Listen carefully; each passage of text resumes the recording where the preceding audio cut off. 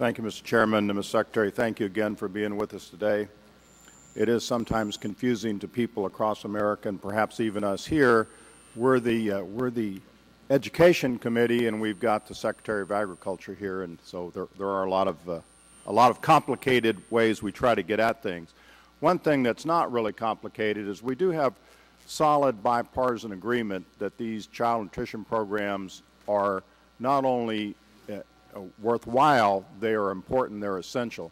But as I said in my opening remarks, there are concerns on both sides of the aisle by many members of Congress, and I think by the American people, that we don't have enough money to do everything we want to do. And so I've been hearing from the folks in the Minnesota Farm Bureau, for example, and most of them have kids. They're living on farms. They're very concerned about these programs. They're interested in farm to school and all of that. But they're looking at a suggestion out of the Senate that in order to pay for this, you take $2.5 billion out of the Environmental Quality Incentive Program, EQIP, and they're not happy about that. That's something in your jurisdiction as well. Have you got any thoughts about that as a way to pay for this? Well, Representative, this is it's very much like asking me which of my two sons I love most. And these are difficult issues. But let me say on the conservation side that I think it is important for us to be able to adequately fund conservation, but to do it in a way where we can justify to the taxpayers that resources are being spent appropriately and wisely. I'm thinking of the audit that was recently done of NRCS, suggesting that perhaps we sort of outpaced the capacity of the personnel at NRCS to adequately monitor and adequately provide oversight in some of these programs. So what we're trying to do is match up appropriately the personnel that we have and the capacity that we have to do things right in terms of conservation. Having said that, we're obviously anxious and interested in preserving as many of those dollars as we can.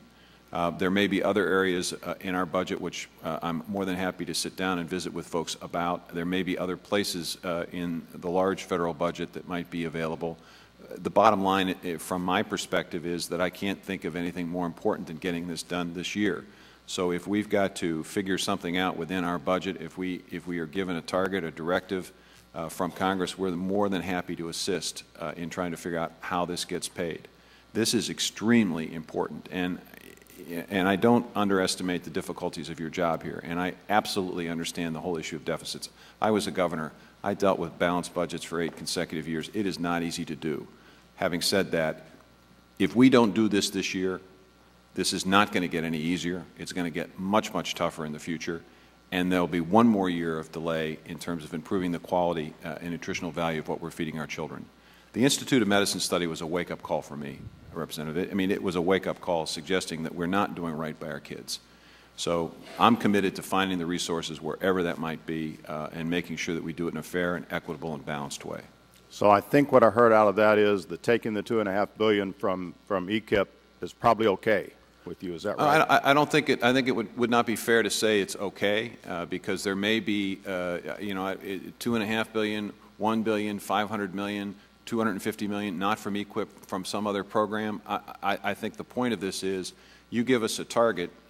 You basically say to us, this is the target that we have to meet in order to get this bill through the process, and we'll work with you to find that resource. Actually, I agree with that, and that's the point. We need to figure out what that target is. Right now, it looks to be close to $8 billion, and make those decisions now before we push this legislation through out of this committee and onto the floor. We need to make those decisions, and a lot of it's going to come back on your committee.